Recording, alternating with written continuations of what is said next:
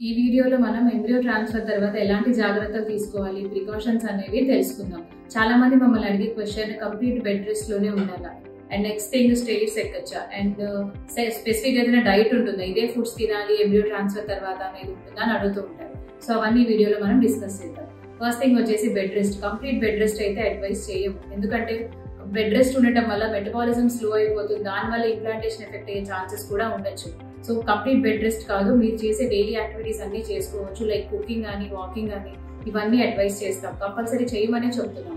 And second thing stairs ఎక్కచ్చండి, స్లోగా చేసుకోవాలి, but daily activities అన్ని కొంచెం స్లోగా చేసుకోండి, అంతేగాని కంప్లీట్ గా రిస్ట్రిక్ట్ అయ్యి ఒక దగ్గర ఉండాలి అని అయితే లేదు.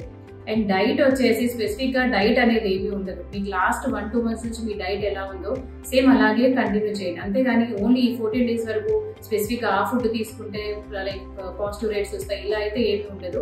బట్ సడన్ గా డైట్ లో ఏమీ చేంజెస్ చేయొద్దు. బట్ లాస్ట్ 1 month నుంచి మీ లైఫ్ స్టైల్ మోడిఫికేషన్ చేసుకుంటూ ఉంటే ఎంబ్రియో ట్రాన్స్ఫర్ తర్వాత పాజిటివ్ వచ్చే అవుట్కమ్స్ ఎక్కువ ఉంటాయి. బట్ మేజర్లీ ఏంటంటే మనకి రిజల్ట్స్ అనేది మీ ఎంబ్రియో క్వాలిటీని బట్టి, యూట్రస్ లైనింగ్ ఎలా ఉంది, మీ యూట్రస్ ఎలా ఉంది, వీటి మీద డిపెండ్ అవుతాయి దాన్ ఫాలోయింగ్ ఆల్ దీస్ థింగ్స్.